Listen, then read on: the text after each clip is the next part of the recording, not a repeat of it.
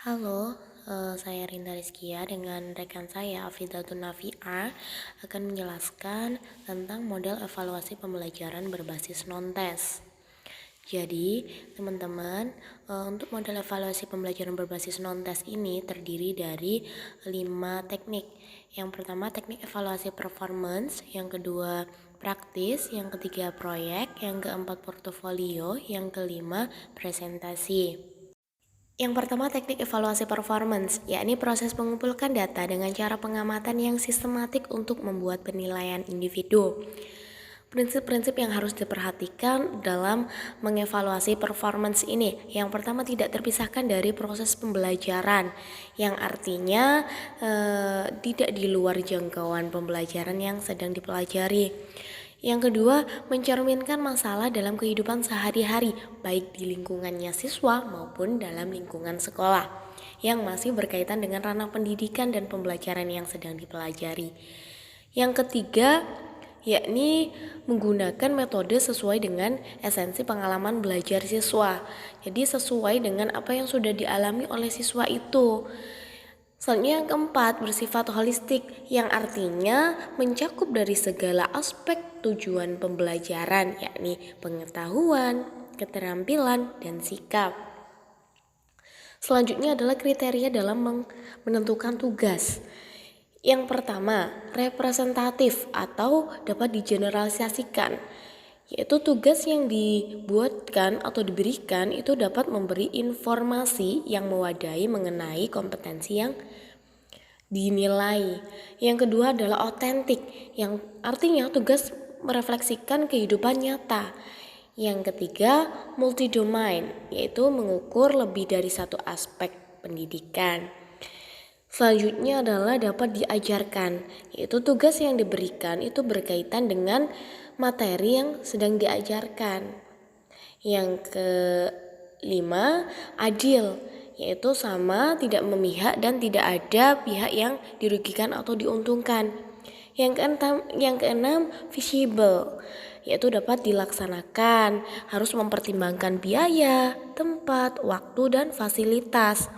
Selanjutnya adalah dapat diskor dengan akurat dan reliable dengan menggunakan pedoman penskoran yang tepat. Selanjutnya adalah teknik evaluasi praktik, yakni penilaian praktik adalah penilaian yang menuntut respon berupa keterampilan melakukan suatu aktivitas atau perilaku sesuai dengan tuntutan kompetensi. Langkah-langkah teknik evaluasi praktik. Yang pertama, menentukan kompetensi yang penting untuk dinilai melalui tes praktik. Yang kedua, menyusun indikator hasil belajar berdasarkan kompetensi yang akan dinilai. Yang ketiga, menguraikan kriteria yang menunjukkan capaian indikator hasil pencapaian kompetensi. Yang keempat, menyusun kriteria keadaan rubrik penilaian. Yang kelima, menguji cobakan tugas jika terkait dengan kegiatan praktikum atau menggunakan alat. Yang keenam, memperbaiki berdasarkan hasil uji coba jika dilakukan uji coba. Yang ketujuh, menyusun kriteria atau batas kelulusan atau batas standar minimal capaian kompetensi peserta didik yang biasa disebut dengan KKM. Selanjutnya adalah teknik evaluasi proyek, yakni penilaian terhadap suatu penugasan yang harus diselesaikan dalam periode atau waktu tertentu. Ada tahapan-tahapan dalam penyelesaian teknik evaluasi proyek. Yang pertama, tahap persiapan, yakni kemampuan merencanakan dan mengorganisasikan tugas proyek. Kemudian kemampuan memperoleh informasi atau data-data awal. Kemudian tahap pelaksanaan, yakni kemampuan bekerja dalam kelompok, kemampuan untuk melaksanakan tugas secara mandiri, kemampuan mengidentifikasi dan mengumpulkan informasi, kemampuan menganalisis permasalahan.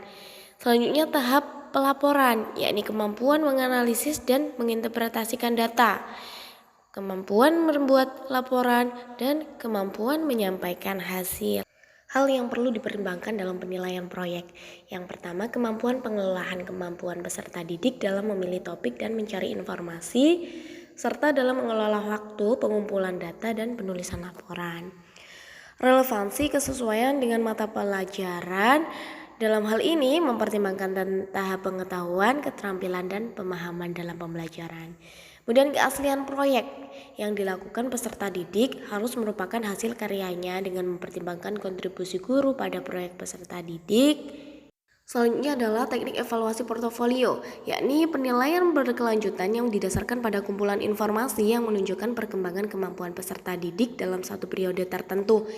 Yang harus diperhatikan adalah rasa saling percaya antara guru dan peserta didik harus terjaga, kerahasiaan bersama harus terjaga, kemudian milik bersama atau joint ownership, kemudian kepuasan, memberikan kelebihan dan kekurangan, kesesuaian, penilaian proses dan hasil, serta penilaian dan pembelajaran.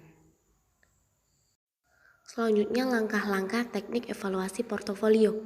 Yang pertama, jelaskan kepada peserta didik maksud penggunaan portofolio. Jadi bukan semata-mata untuk tugas, namun untuk diri mereka masing-masing.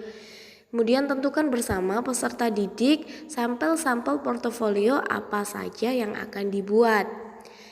Yang ketiga, kumpulkan dan simpanlah karya-karya tiap peserta didik dalam satu map atau folder.